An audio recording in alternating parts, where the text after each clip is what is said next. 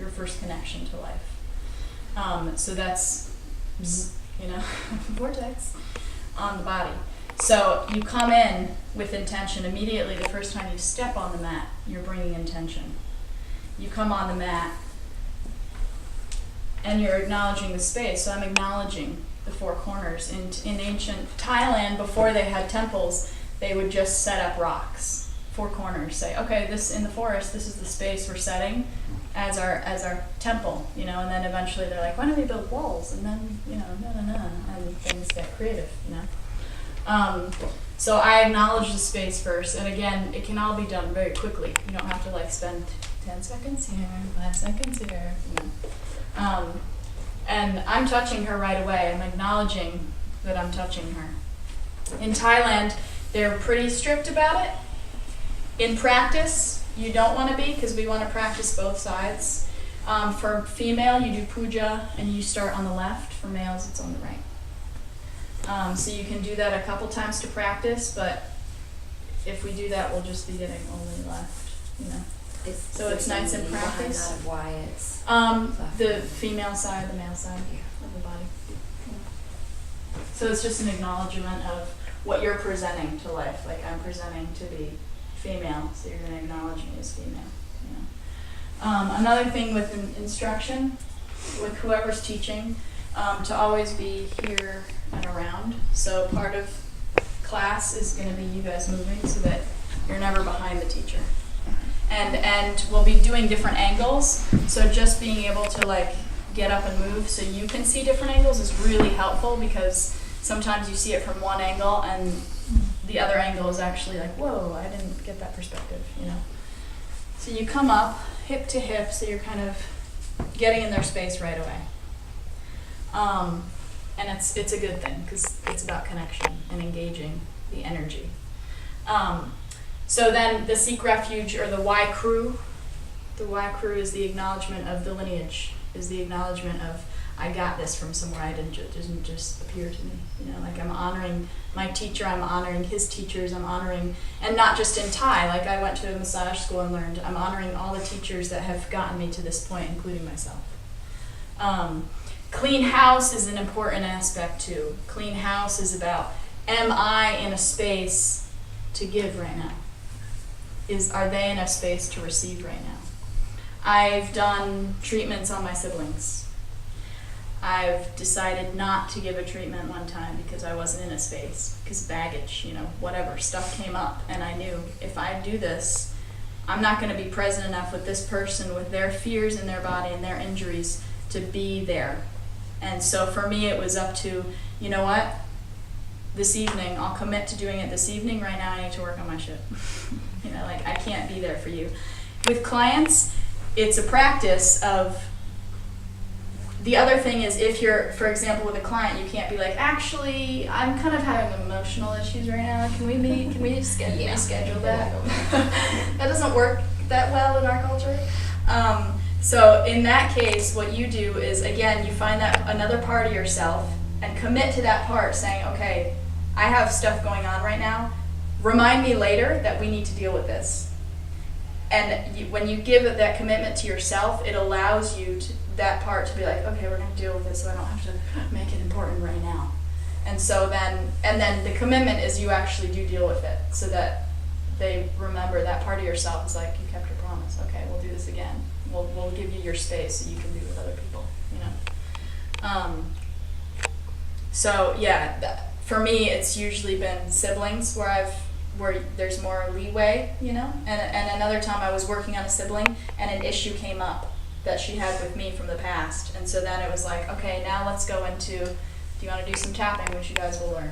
Okay, let's do it. And she's okay. So we stopped all the Thai yoga. We went into a session of tapping, and afterwards I was do you want to continue? She's yeah. And it was a huge breakthrough in our relationship, which neither of us were expecting, but it was that listening. Okay, neither of us are in a space to continue this technical work. Let's go into another space and try something else. The petition and prayer, again, is that mantra that you can create for yourself, or if you can't think of one, to find one. May I end the cycle of suffering for myself and others, but it's the prayer of may you be well now. It's that agreement that we're making with the person. I agree with you that you can be well. Some people it's really helpful to say it out loud, some people quietly.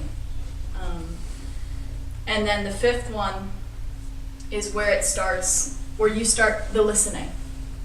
And again, you can read more of the details. It'll give you like questions about like how to listen to the breath and how to listen to the heart and the peristalsis. Those are the most obvious rhythms in the body to begin with. And then as you work with those, you can get deeper and deeper.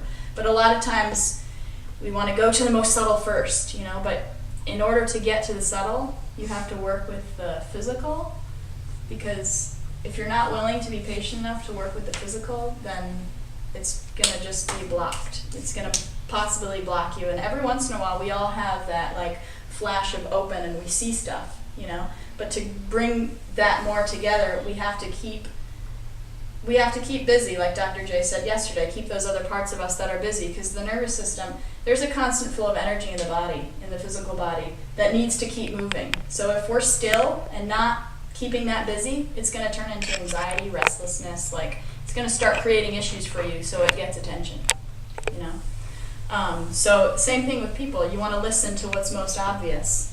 At the same time, you're developing your keener skills. Like if they come in with a broken foot, like they're not going to come back to you if you're like, oh, maybe, you know, if you get to that level of mastery where that actually can heal the foot. But in general, you work with the foot, or you send them, you know, go to the hospital, come back, and we can keep working.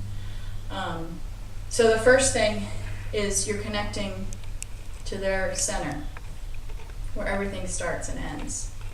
And in my other school, we were in Chinese medicine class, our energy, we learned here too, we've also learned, but there, it was a practice where your energy extends farther than your body. Not just like woo idea, but like actually the electrical and magnetic energy of our bodies extend farther than what we feel and see, you know, on the rough, you know, sensations. And so coming in is another way of connecting. And again, the first time might take a while, but when you get practice, you can start to connect right away and see how quickly you can go into their energy, you know. And as you're doing this, it's a practice of listening and noticing, you know, because sometimes I haven't been as aware, and I go in and you immediately feel, you know, like this. It's almost like a jolt, even though my pressure is like that, you know. And so immediately it's this focus of, you know, like, can I zone in and start to focus right away from the second I touch them, even before I touch them. And when you're aware and present, you can notice, was that me or was that them? I came in with awareness, they still jolted, okay, there's stuff going on right there. You know, it's not necessarily protecting against my rough energy, you know. That a lot of that comes as you practice. You know, it's not a matter of like, I have to do it this way and this way. As we practice this whole process, you're going to be developing all of it. You're going to be developing the listening, and it's like learning the ABCs. You know, right now you're being introduced to A and B, and soon you're going to be able to say them all in a row, and you're going to be able to make a word, and it's so fun. It is. It's really fun. So those are the main aspects. So to start, you acknowledge the space. You come to the person with your partner. And as the receiver, in this month, it's really important not to fall asleep, because a lot of times, not today, but you're going to eventually just want to fall asleep because you're so tired or you just don't feel like paying attention. But the idea is you want to actually practice this month, not just giving, but receiving, because the more you understand about how it feels to receive, the more you're going to understand your clients. When you start to feel, oh, I like this approach, I don't like this approach from other people in the class, like and dislike, I mean, you know, you can be attached to it or not, but just noticing, wow, that felt really helpful to my leg, or the way they moved, oh, okay, I can try that. So it's an exercise just as much being on the mat, laying down, as it is to be the person practicing giving, you know. So to start, we're going to get partners. And one person's going to be on the mat. You're going to come in, do your thing, and then come out The transition from there to there is to come between the legs. And then come here, and then switch partners. So first, we'll do that switch. We'll come back together, and as you do it, notice. What do you notice? You know, you can close your eyes as the receiver. When did you feel them come in? You know, and don't spend too much time. Like, you don't have to spend 10 minutes going down. You know, just kind of do it to kind of get the sense. It doesn't matter if you feel it or not.